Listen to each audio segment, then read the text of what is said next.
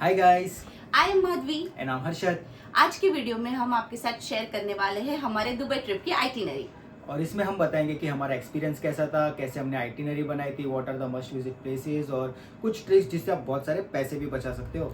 तो ये वीडियो को जरूर एंड तक देखना। अगर आप चैनल पर न्यू है तो like, share and subscribe. Let's get started. Okay, तो ये वीडियो में हम आपको जो भी कॉस्ट बताने वाले हैं वो सिर्फ 2 लोगों का होगा, क्योंकि हम एज अ कपल वहां गए थे। अगर आप फ्रेंड्स के साथ जा रहे हो या एक बड़ी फैमिली के साथ जा रहे हो तो आपका कॉस्ट और बजट उस हिसाब से प्लस माइनस हो सकता है। और हम वहां गए थे नवंबर एंड में to celebrate our second wedding anniversary. और हाँ, दुबई घूमने का सबसे बेस्ट टाइम है अक्टूबर टू मार्च। मार्च के बाद वहाँ का क्लाइमेट थोड़ा सा हॉट एंड ह्यूमिड हो जाता है। प्लस कुछ अट्रैक्शंस है जो अक्टूबर से ही स्टार्ट होते हैं, उसके पहले वो बंद हो जाते हैं।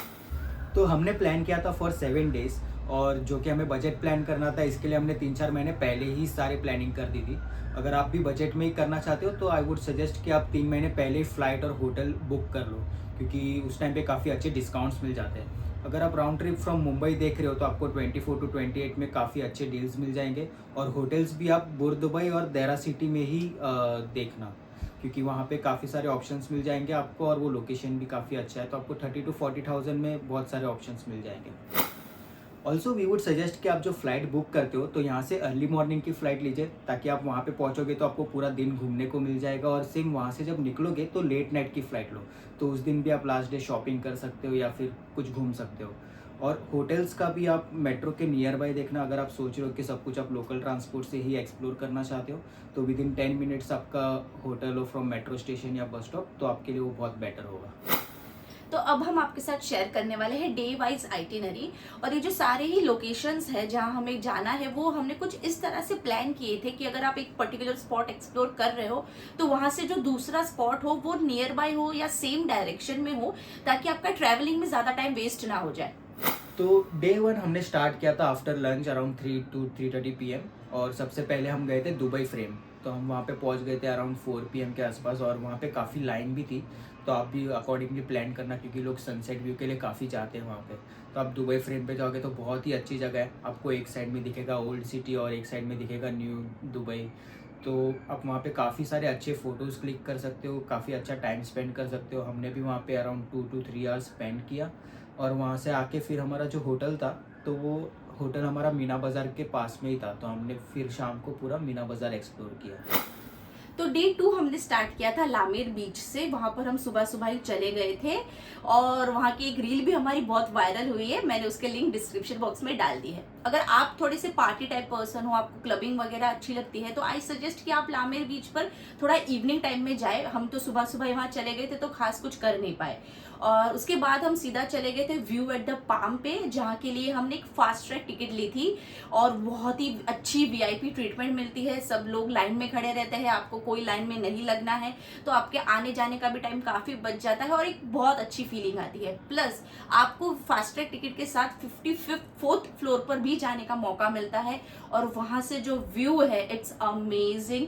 360 डिग्री व्यू मिलता है, कोई ऑब्स्ट्रक्शन, कोई ऑब्स्टेकल नहीं है। तो आई सजेस्ट कि आप फास्ट ट्रैक टिकट ही ले। और हमने ये एडवांस में ही ऑनलाइन बुक कर ली थी, तो हमें काफी अच्छा डिस्काउंट मिला था। और वही सेम प्राइस में अगर आप वहां जाकर टिकट लेते हो तो आपको नॉर्मल टिकट मिलेगी, तो बेटर टू बुक ऑनलाइन। तो व्यू एट द पाम के बाद हम गए थे एटलांटिस वाया मोनोरेल। एटलांटिस एक बहुत ही फेमस लोकेशन है दुबई में, और पूरे वर्ल्ड का सबसे लार्जेस्ट वाटर पार्क है वहाँ पे। पर हमें कुछ वहाँ पे एक्टिविटी करनी नहीं थी, वाटर पार्क में हमें जाना नहीं था, इसके लिए हमने वहाँ के लिए एंट्री टिकट ली नहीं थी। हमने सिर्फ बाहर से ही एक्सप्लोर किया। और एटलांटिस होटल के एकदम ऑपोजिट में एक वॉकिंग स्ट्रीट है, जहाँ पे आप काफ़ी सारे लोग देख सकते हो वहाँ पे वॉकिंग करते हैं। कुछ लोग वहाँ पे बैठ के फ़ोटोज़ क्लिक करते हैं। तो बहुत ही अच्छा पॉइंट है जहाँ पे आप होटल के साथ एज अ बैकग्राउंड में होटल रख के फ़ोटोज़ भी ले सकते हो। तो हमने भी कुछ ऐसे ही किया, हम वहाँ पे बैठे रहे, होटल्स के साथ फ़ोटोज़ क्लिक किया, और बाद में वहाँ पे सनसेट व्यू भी एंजॉय किया। बहुत ही अच्छा सनसेट व्यू था। और फिर हम सनसेट भी एंजॉय करने के बाद रिटर्न आए, और हमने डे एंड किया with dhow cruise dinner at Marina. Dhow cruise dinner के लिए आपको काफ़ी सारे ऑप्शंस मिल जाएंगे। हमने बहुत रिसर्च करने के बाद एक चूज़ किया था जो हमारे बजट में भी था, और उसकी सर्विसेज और रेटिंग्स भी काफ़ी अच्छी थी। अगर आपको सेम वही बुक करना है तो आपको डिस्क्रिप्शन में उसकी लिंक मिल जाएगी। और डे 3 के लिए हमने प्लान किया था अबू धाबी सिटी टूर। इसमें जो भी पैकेज आप बुक करेंगे उसमें आपको होटल से पिकअप करके सारे साइट सीइंग करा देते हैं, जैसे कि Ferrari World, heritage village, mosque और भी बहुत सारे साइट सीइंग है।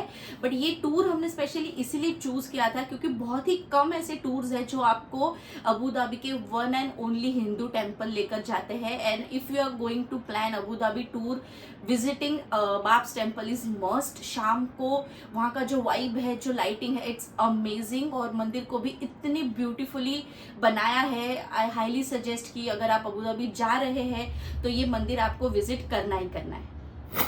सो डे 4 पे हमने प्लान किया था डेजर्ट सफारी, लेकिन डेजर्ट सफारी जो है वो 2 बजे के बाद स्टार्ट होता है, तो हमने सोचा मॉर्निंग टाइम वेस्ट ना हो, इसके लिए हम चले गए आया यूनिवर्स।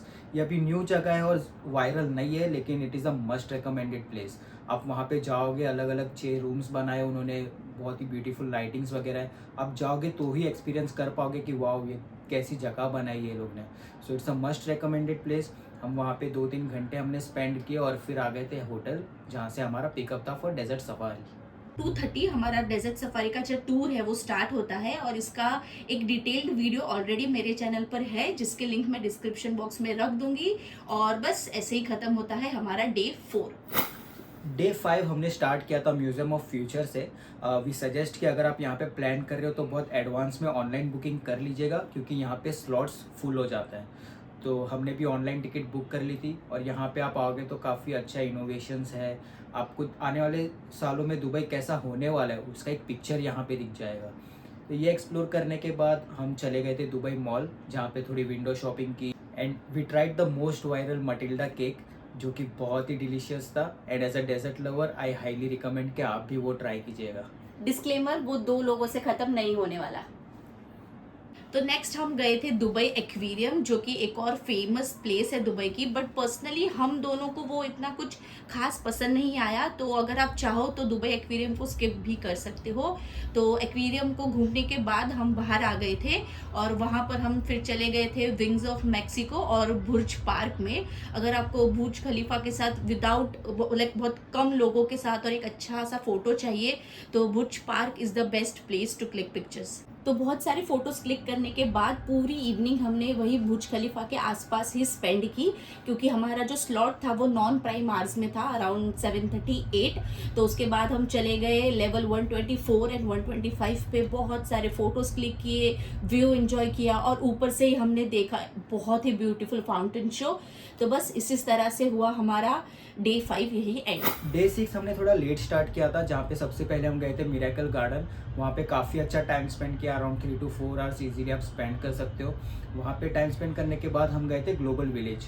एक बहुत ही इंपॉर्टेंट चीज़ जो आपको ध्यान रखनी चाहिए कि अगर आप लोकल ट्रांसपोर्ट से ही वहाँ जाना चाहते हो तो मिरेकल गार्डन से आपको पहले मॉल ऑफ एमिरेट्स आना पड़ेगा और फिर वहाँ से दूसरी बस पकड़ के ग्लोबल विलेज जानी पड़ेगी। तो उसमें काफ़ी ज़्यादा टाइम जाएगा, लाइक 1.5 से 2 घंटा आपका चला जाएगा। सो वी रिकमेंड कि आप मिरेकल गार्डन से डायरेक्ट टैक्सी कर लो फॉर ग्लोबल विलेज, जो आपको 15 मिनट्स में ही पहुँचा देगा और उसका प्राइस भी आपको मतलब 40 to 50 दिरहम्स में हो जाएगा।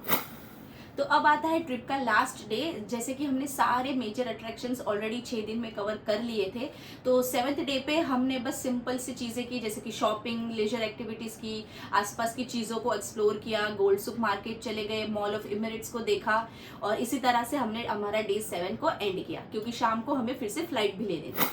सो 3 सबसे इंपॉर्टेंट चीज़ जो आपको ध्यान में रखनी है। सबसे पहले कि सिम कार्ड। आपने बहुत सारे वीडियोस में देखा होगा कि आपको बोलते हैं कि आपको इंटरनेट लेना ही पड़ेगा, आप अच्छा सा इंटरनेट का पैकेज ले लीजिए वरना आपको घूमने में तकलीफ होगी। बट वी सजेस्ट, ऐसा हमें तो कुछ भी नहीं हुआ, हमें कोई तकलीफ नहीं हुई थी।